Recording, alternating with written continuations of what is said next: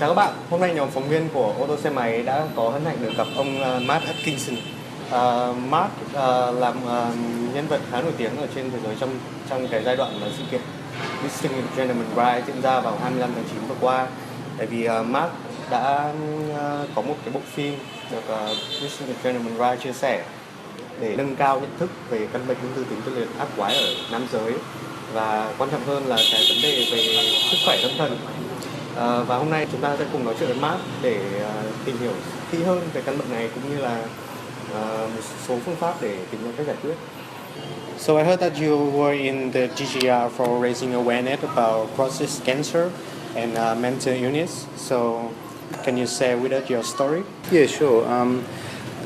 I think DGR has been going for maybe 5 years. 5 years. I might be wrong, maybe 4 or 5. Yeah. It was started by a very young guy called Mark Harwa. It was just a group of like-minded bike riders, probably different to other bike riders in that they had the bike had to be modified in some way. But it was also a group where men and women were welcome. There was no racism or sexism. Everyone was helpful. So it meant that if you wanted to ride a motorbike and you were so nervous because you didn't know anything about the motorbike. Yeah. The Sydney Cafe Races had a Facebook page, so you could say, how do I change a spark plug? Where does the petrol go? Like really simple questions, but no one would laugh at you. They would help you. So it's a big family of really nice men and women. And then Mark decided to start DGR, the Distinguished Gentleman's Ride, and it was to focus on men's mental health, depression and anxiety, and any other form of mental illness, and also the consequences of that, which is men's suicide, which I think is the biggest killer of men in Australia, more so than road accidents or anything. And the other issue that he wanted to raise awareness was prostate cancer in men.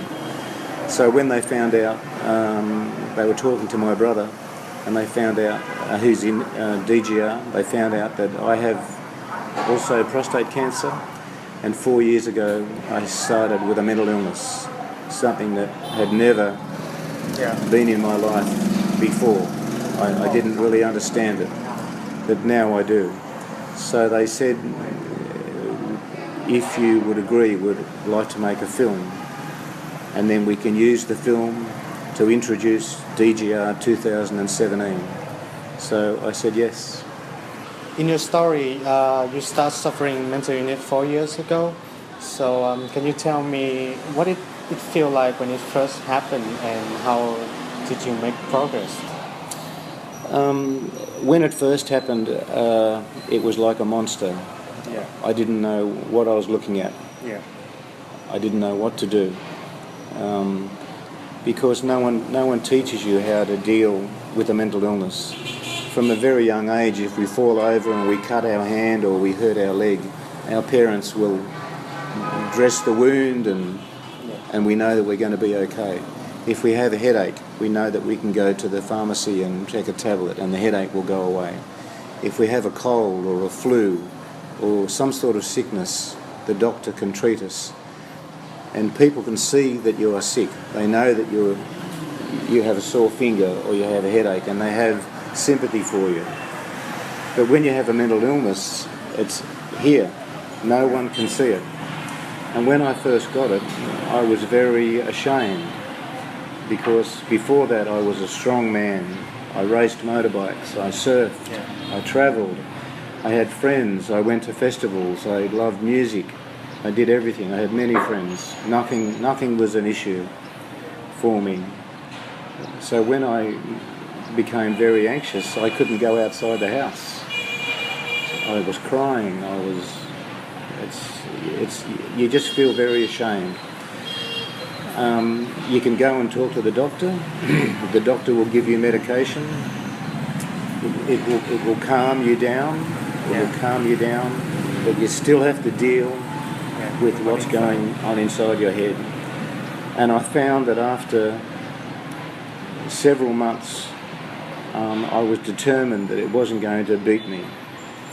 My family had to look after me, my two beautiful sisters, my children, my brothers. I had to live with my sisters. I couldn't cook. I couldn't do anything. I was mad. All the time. All the time. So when that happens, it makes it worse because you don't want to be that way.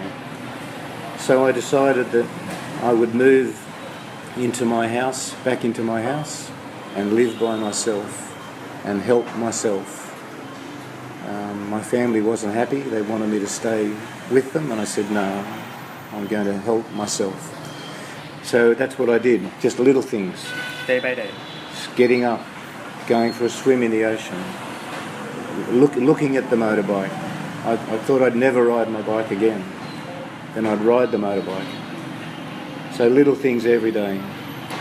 And then I decided, instead of being ashamed about it, I would tell people about it.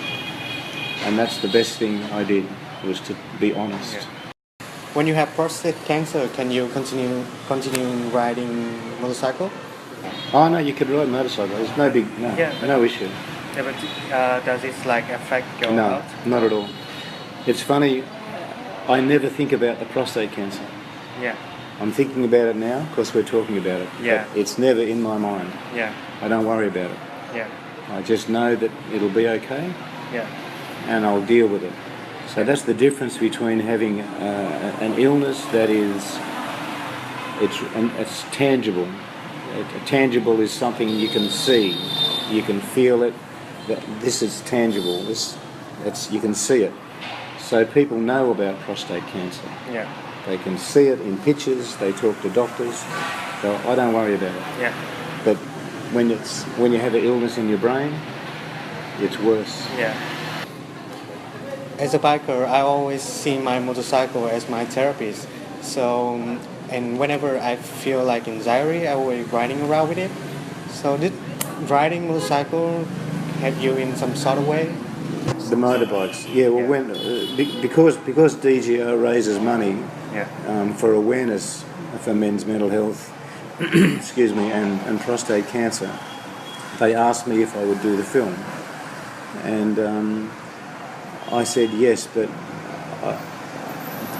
I don't want the film to be about me, because there's many more people that have a worse life than I have.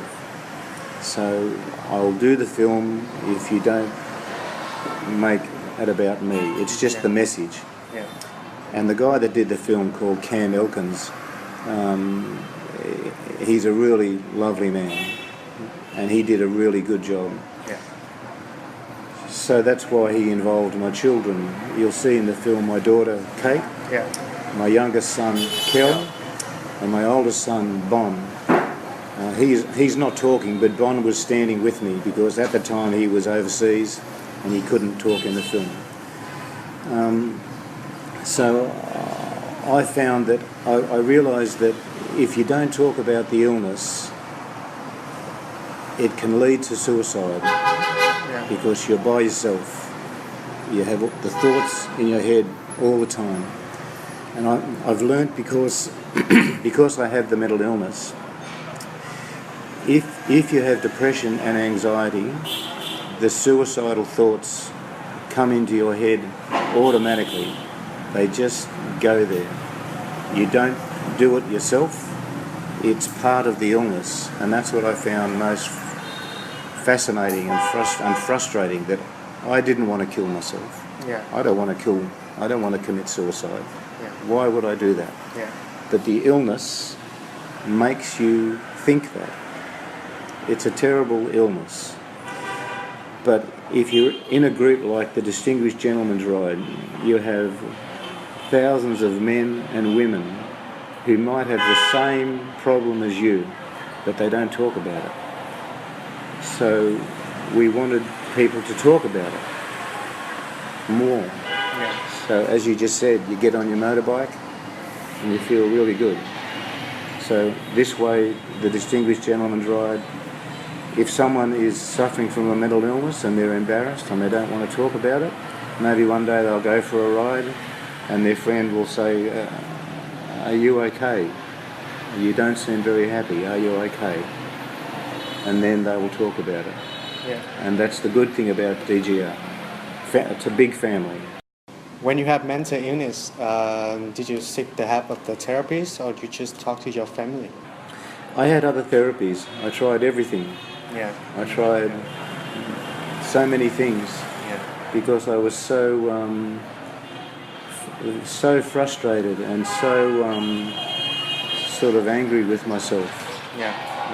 I wanted to get well Yeah. so quickly, but it's not a quick. So in Australia we are very lucky. We can go to the doctor. We have special hospitals. We have special therapists who will talk like this. We have many things in Australia. Yeah. Maybe not in Vietnam. What is your opinion about the DGR event? We probably have to thank Mark Harwa. He's only he's a boy. Yeah. He's the same age as my kids. He started DGR. Yeah. For him to do that as a young man is commendable. What he's done, it's quite amazing, and he's very passionate about it. Yeah. And the amount of money that they raise is a lot of money. It's get bigger and bigger. Bigger yes. and bigger and bigger every year. So that's why it's such a great event. It's only one day a year that people talk about it. And if someone sees the film or they talk about it and it stops them from committing suicide or it makes them seek some sort of help. Do you have any advice for the people out there who are suffering mental illness or prostate cancer? Well, prostate cancer is easy. Yeah. You just go to the doctor. Yeah, just have medication. That's right. If it doesn't happen in young men, it's mainly for men over 50 years of age. If it's in your family, if your father had it and your grandfather had it, you probably need to talk to your doctor much earlier. Okay. It's very simple. It usually is a very slow growing cancer. So it can start off, mine is very tiny, but it is very slow. So I may not have to have an operation ever. We just leave it there. Just leave it there. And then when I'm 80 or 90 and I die, I still might have prostate cancer, but it won't affect my life. But if I found out about it because every year I check my state with my doctor, every year. And because I did that, he found it. And he said, I think there's something wrong. If I didn't go to the doctor every year, he would never have found it. So now we just look at it every year with the x-ray. Yeah. And we can see that it's not getting any worse. If it gets worse, then you can be treated. But the worst thing you can do is do nothing. As a middle-aged man, just go to the doctor and ask to be checked for prostate cancer. It might be a bit uncomfortable and a bit embarrassing, as we were talking about before, but just go to the doctor. As far as mental illness goes, it's so much different. I really don't have a lot of advice because everyone's different. My thoughts are different to your thoughts. They're different to the man that owns this cafe. Everyone has different thoughts. Yeah. And we all deal with it differently. But I think the best thing you can do is to tell people, surround yourself with as many family and friends as you possibly can. And if you're feeling terrible, you just pick up the phone and you talk about it. So the DGR is raising money for the Movember Foundation. What do you think about it? Well, it's been around for a long time. Yeah. Before DGR. Many years before DGR. It worked on the same principle. Yeah. It has a much broader spread because a lot more people know about it. Yeah. But because DGR was just started off being a small group, that because it has such a profound impact with the young men because of motorcycles, Movember and DGR decided to join together, so that way more people know about it. So Movember is a big event in Australia. Everyone knows about Movember. It's on television, it's on advertising, it's in the newspaper. It's a huge event, and they do a lot of good work. After 4 years of dealing with mental illness, so did you really get over it, or did you make any progress with it? I wish I could get over it. This morning, I didn't feel well. For no reason. There's no reason why I didn't feel well. It's just here. It's just our brain is full of chemicals. Yeah. It's like petrol in a car. It's like petrol in a motorbike. It's just like having bad petrol in your brain. Okay. You have to wait for the new petrol to get clean. So it's so complex and it's so frustrating, because when I wake up in the morning, I feel sad. I have a headache. I think I'm here in Hanoi. I want to go home, but then I think, no, I'm not doing that. I'm not doing that. I'm here. So you have to really work hard to get over it. I really hope one day it's gone altogether.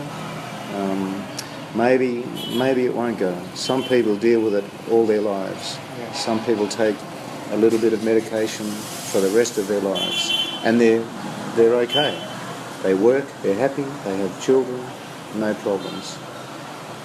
So maybe I still have some way to go, even as frustrating and as annoying as it is. It's the most difficult thing I've had to deal with in my life, but I have to deal with it. So thank you, Mark. It's been a really great pleasure to Thank talk you. to you today. Thank and you. To meeting you here. Yeah, it's been awesome. Mong rằng là qua cái video này thì các bạn có thể hiểu hơn về cái căn bệnh ung thư tuyến tiền liệt, cũng như quan trọng hơn là cái sức khỏe tâm thần nó có thể xảy ra ở bất cứ mỗi người, không phải là những người bệnh, mà bất cứ một ai đó kiểu một ngày đẹp trời bạn cảm thấy chán nản, mệt mỏi, và thậm chí là kiểu cảm thấy mọi thế giới nó như chống lại bạn, thì mình nghĩ là theo như lời nói của Mark đây thì chúng mình nên cởi mở hơn, nói chuyện với nhiều người hơn, để nhận nhiều sự quan tâm của gia đình và bạn bè hơn từ đấu tranh trong cuộc chiến này của mình. Đó, các bạn đã quan tâm và theo dõi.